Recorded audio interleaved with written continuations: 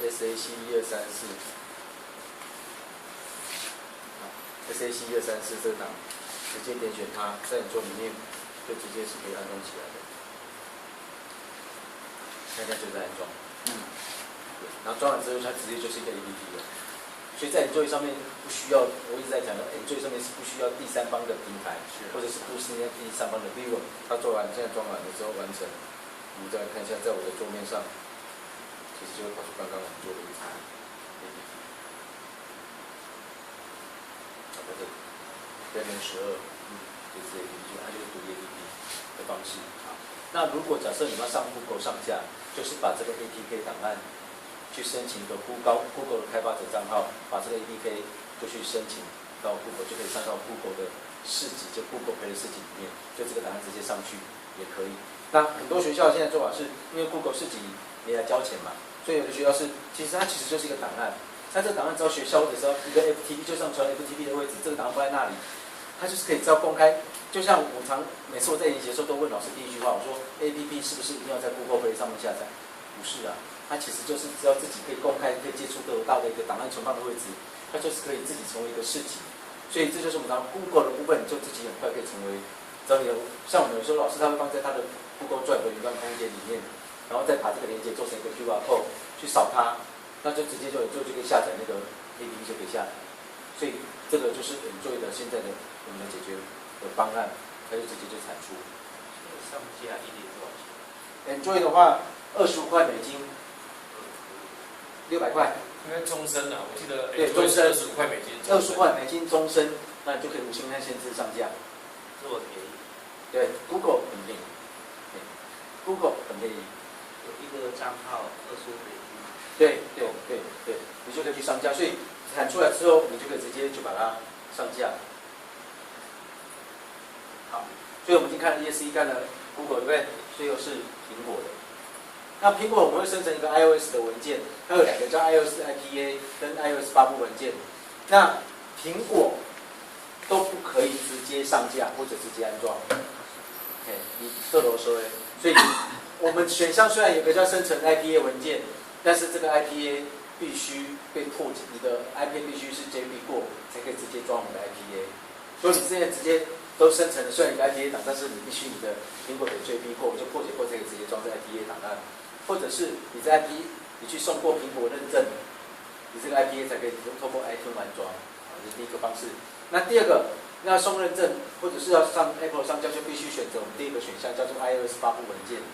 我们会把这个整个内容，包括整个的我们的 code 把它包起来，然后呢，你要到 Mac 系统里面的 Xcode 把我们的东西包起来之后，我们一个小程式在里面，然后把这整个内容去跟苹果上架。把这个东西上架，那苹果上架1年就要99块美金账号费用，就去上架，他们多说那个流程就满，所以Enjoy为什么这么方便？因为它就是可以直接就让大家产出 APK， 那 ESE 也可以容易就下载，那苹果就比较麻烦。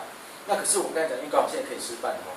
那现在问题是这样子，那苹果以目前所有第三的解方案，就必须要上在他们教干嘛？可是对很多老师来讲，说其实我只是要把我做的家教材传到我们学校买的这30台平板里面，就要 iPad 里面了，我也没有要上架要干嘛的。那各位现在看，我麻烦我给各位看这个解决方案。我们的设计叫做真机模拟测试的方式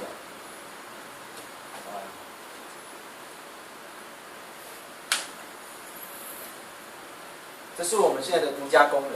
那这个功能就是在让你不用上架，也没有连到第三方平台，可以把你做的内容传到 iPad 苹果的系统上面。那简单概念跟生成的差别在，你必须要有一个我的浏览阅读器在你的苹果里面，但是呢，你不用联网。我们来示范一下给各位看哦。它的前提是你的 PC 制作端必须跟你的载具同在一个内里面，好，然后我们通过内的方式去把它传进来。所以我现在把它连好了。好，假设我们现在看一下，我们现在做好生成，在这边测试，只要按下准备测试，那上面会看到这个 IP 位置，这个 IP 位置是随机，它其实是把每一台电脑当做自己是一个 server， 然后呢，它包好之后，在你的苹果上面去自己下载我们这个阅读器，下载好之后，在上面有个加号，它会叫你输入 IP， 那这个 IP 只要输入上面你电脑的 IP， 说我们现在输入192.168.43.103。你们的阅读器的名称就是叫叫 SAC Viewer， 你会找得到。对，等一下。好，你看我们输入完之后，只要按一下确定，各位看一下，传完了，60、80、100传完了。现在这个东西，刚刚那个装已经传到这里来了。那你这台电脑就可以离线，都可以离开。其实这个概念只是差别在，我们只是在我们的 Viewer 把这个专案档丢到你的载具里面，而这个东西已经存在这个载具里面，随时就可以去使用。这家教材已经在里面。然后各位刚才看到我们那个，因为我们有设图片，所以我们这个上面可以去设图片，叫做书籍封面。你只要给它一个不同图片，这每一个上面就是一个不同的书籍封面在上面。这是目前在 iPad、iPhone、Apple 系统里面不上架，可以把它传到你的载具里面，而且是不需要连线的状态。目前所以其他的厂商都必须要在 iPad 里面去，也是一个阅读器，它阅读器是要连线到那个平台，然后看那个 APP， 所以我们不用进，你会发现我们这样很快，在内网里面10秒钟就把你做的东西传来，它就像这样子。所以很多学校像刚才提到新北或者是南投，他们老师就做的教材就是这样方式，也是就抓，等于说把内容抓到他的平板里面就放着了。大概是这样，可以吗 OK。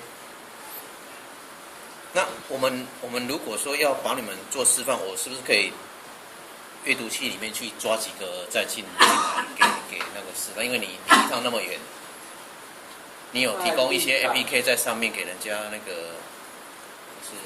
我们现在几个范例有啦，有在 Enjoy 上面有。还是说我们连到你们网站上去下载 APK？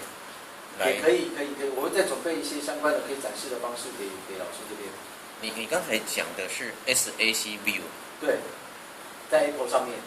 啊，如果 Enjoy 是 Viewer of SAC 反过来。我在吹无啊。Enjoy 是 Viewer of SAC。